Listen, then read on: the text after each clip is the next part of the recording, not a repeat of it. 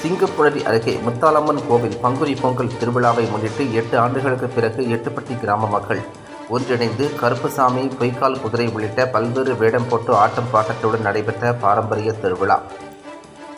சிவகங்கை மாவட்டம் சிங்கப்புணரி தாலுகா புதூர் ஒன்றியம் வலைசப்பட்டியில் 8 ஆண்டுகளுக்கு பிறகு எட்டுப்பட்டி கிராம மக்கள் ஒன்றிணைந்து பங்குனி பொங்கல் திருவிழா விமர்சையாக கொண்டாடினர்.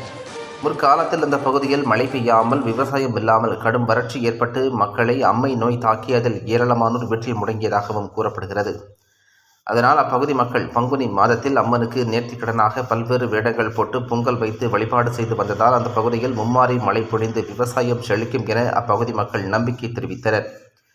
இந்நிலையில் 8 ஆண்டுகளுக்கு பிறகு வலசைப்பட்டி, ராஜாப்பட்டி, ராணிப்பட்டி, அம்மாப்பட்டி, பள்ளப்பட்டி, தேத்தம்பட்டி, கடமலைப்பட்டி போன்ற எட்டுப்பட்டி கிராம மக்கள் ஒன்றிணைந்து முத்தாலம்மனுக்கு சின்ன கருப்பு, பெரிய கருப்பு, பொய்க்கால் குதிரை, குறவன் குரத்தி உள்ளிட்ட பல்வேறு வேடமணிந்து வலசைப்பட்டி கோவில் வீட்டில் ஒன்று சேர்கின்றனர்.